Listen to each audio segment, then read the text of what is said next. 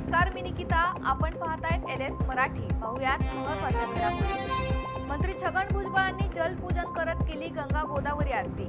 सिंहस्थानच्या संदर्भात 28,000 कोटींची कामे होणार, भुजबळ यांचं वक्तव्य.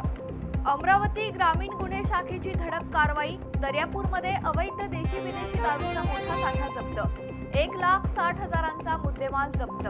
दिपकेंच्या कुटुंबाला संजय शिरसाट यांची भेट. माझ्या मतदारसंघातील एखादा तरुण एवढ्या मोठ्या प्रमाणात यश प्राप्त करतो त्यावेळी त्याला भेटणं माझं कर्तव्य आहे, संजय शिरसाट यांचं वक्तव्य. आम्ही फेस टू फेस वाले, फेसबुक लाईव्ह वाले नाहीत. महाराष्ट्रातील जनतेने शिवसेनेला स्वीकारले. देवेंद्र फडणवीसांच्या नेतृत्वात आम्ही काम करतोय, एकनाथ शिंदे यांचं वक्तव्य. बुलढाण्यात दानचोरी विरोधात ठाकरेंच्या शिवसेनेकडून रामरक्षा म्हणत आंदोलन. दानचोरी करणाऱ्या लोकांना भाजपचा राजाश्रय. प्रवक्ता जयश्री शेळके यांची टीका. लोकशाहीचा विजय म्हणत जेजुरीत मनसेचा जल्लोष. फटाके फोडून घोषणाबाजी करत विद्यार्थ्यांच्या आंदोलनाला मिळालेल्या प्रतिसादाचे कार्यकर्त्यांकडून स्वागत. नीट परीक्षेचा निकाल लागताच बीडमधील परळीतील 18 वर्षीय विद्यार्थी घरातून बेपत्ता. अभ्यास चांगला करूनही अपेक्षेपेक्षा कमी गुण मिळाल्याने विद्यार्थी नाराज. लातूर जिल्ह्यातील पानगावमध्ये कारगिल विजय दिनानिमित्त शहीद बालाजी माले यांना NCC बटालियनकडून मानवंदना. मोठ्या संख्येने ग्रामस्थ उपस्थित.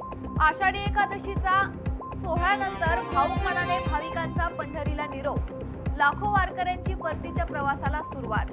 दक्षिण युरोपच्या जंगलात भीषण आग. हजारो लोकांचे आपले घरे सोडून सुरक्षित ठिकाणी स्थलांतरण. स्पेनची राष्ट्रीय आणीबाणी जाहीर. सह्याद्रीच्या पर्वत रांगांमध्ये मुसळधार पावसाला सुरुवात. पर्यटकांची माळशेज घाटात तुफान गर्दी. पोलीस प्रशासनाकडून चोख बंदोबस्त. नाशिकच्या कसबे तालुक्यातील सुकाणे गावात रस्त्याअभावी मृतदेह नेण्यासाठी बैलगाडीचा आधार. ग्रामस्थांकडून प्रशासनाकडे तातडीने पक्का रस्ता करण्याची मागणी. पुणे नाशिक महामार्गावर बॅटरी वाहतूक करणाऱ्या टेम्पोला भीषण आग. चालकाच्या प्रसंगावधानामुळे टळला मोठा अनर्थ. नाशिकच्या दिंडोरी, कळवण, पेठ, सुरगाणा तालुक्यांना भूकंपाचे धक्के.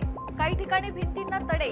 नागरिकांमध्ये भीतीचे वातावरण. बारामतीच्या पिंगोरीत कारगिल विजय दिवस उत्साहात साजरा. कारगिल युद्धातील शहीदांना नागरिकांचे अभिवादन. गडचिरोलीत शहीद जवानाला साश्रू नयनांनी निरोप. शहीद सुरेश अंबाडार अमर रहेच्या जोरदार घोषणा. पुण्याचे डिंबे धरण पूर्ण क्षमतेने भरले. घोड नदीत 4,800 क्युसेकने पाण्याचा विसर्ग. नदीकाठच्या नागरिकांना सतर्कतेचे आवाहन. नाशिक जिल्ह्यातील नांदगाव तालुक्यात अद्याप समाधानकारक पाऊस नाही.